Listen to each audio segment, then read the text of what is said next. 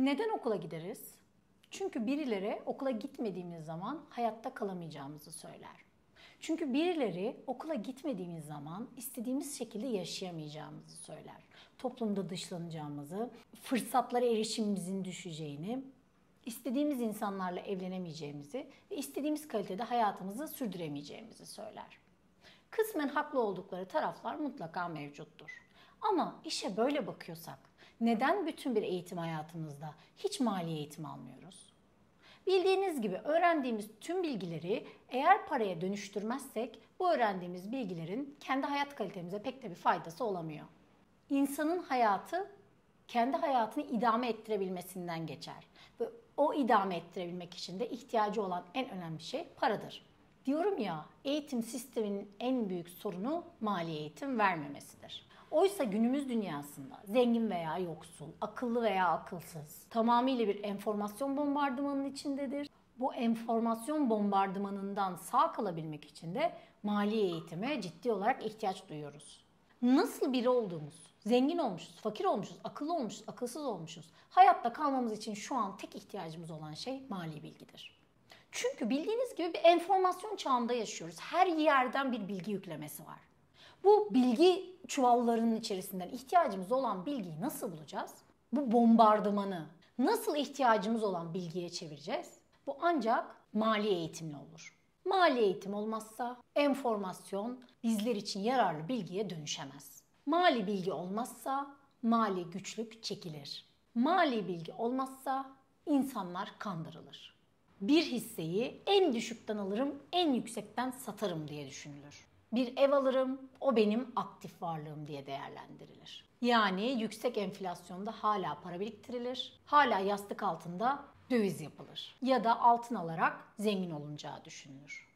İşte o zaman zenginler neden bu kadar para kazanıyor? Nasıl adaletsiz bir dünyada yaşıyoruz? Onlar neden vergi vermiyor? Ben neden bu kadar vergi veriyorum?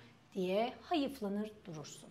Ve en kötüsü mali bilgin olmadığı zaman sürekli sana akıl verecek birilerine ihtiyaç duyarsın. Ve soluğu senin paranı senin için en iyi yöneteceğini düşündüğün bir kişiye devreder, stresten kurtulmaya çalışırsın. O yüzden biz ebeveynlerin en önemli görevi öncelikle kendi kişisel mali eğitimimizi tamamlamak. Sonrasında da çocuklarımıza doğru parasal inançları aşılayarak onların da finansal bilgi edinmelerine destek olmak. Bizler bunu yapalım ki onların bizden daha fazla güvenecekleri bir danışmana ihtiyaçları olmasın. Onlar bizim yaşadıklarımızı yaşamasınlar.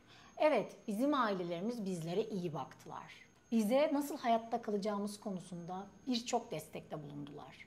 Ama iş paraya geldiğinde, kendi finansal geleceğini büyütmeye geldiğinde onlarda tek uyanan duygu korku. Çoğumuz belli bir düşünce ve hareket kalıplarının bizlere benimsetilmek üzere korkunun temel anlamına yönlendirici olduğu ailelerden geliriz. Ödevini yapmazsan okuldan atılırsın, okuldan atılırsan arkadaşların güler, iyi notlar almazsan evladım iyi bir üniversiteye giremezsin, iyi üniversiteye giremezsen iyi bir iş bulamazsın. Bunun gibi.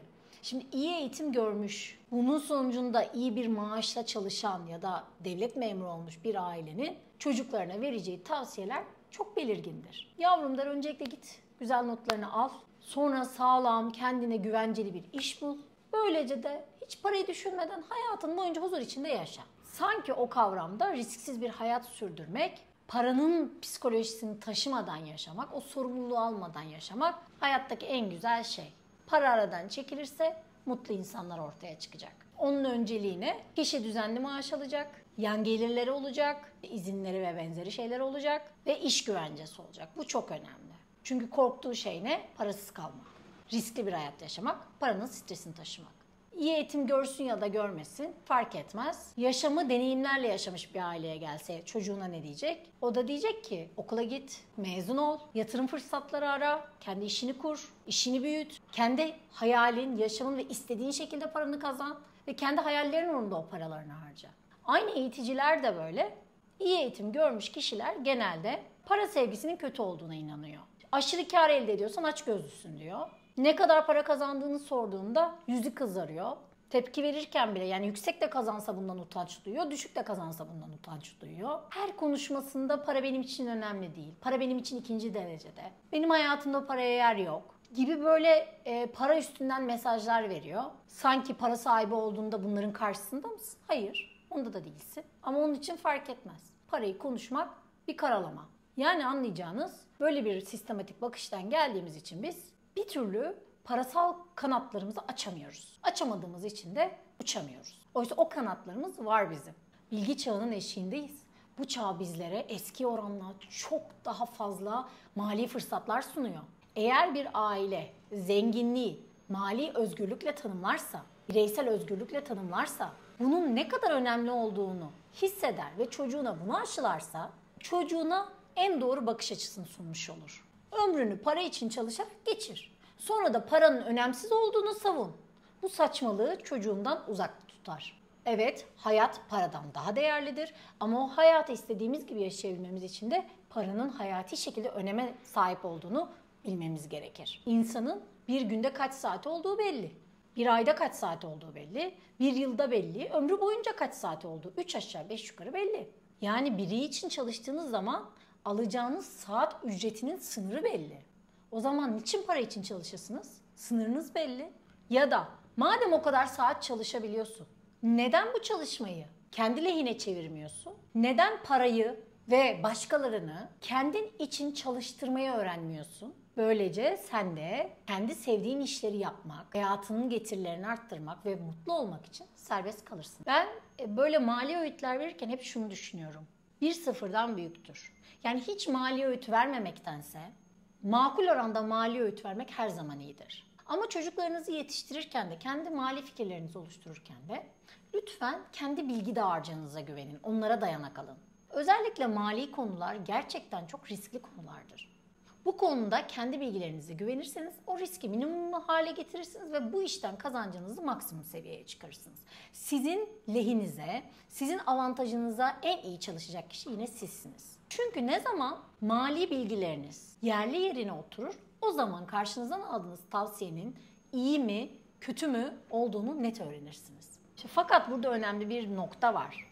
Eğer kötü öğütle iyi öğütü ayıramıyorsunuz, işte asıl risk burada arkadaşlar. O nedenle ailelerin temel görevi çocuklarına kendi babalarından aldığı geleneksel finans bilgisini vermek yerine kendi oluşturdukları güncel, bu yüzyıla uygun doğru finans bilgisini vermektir. Ancak o zaman çocuklarımızı bizler gibi mali anlamda bu kadar sıkıntı çeken insanlar olmaktan kurtarırız.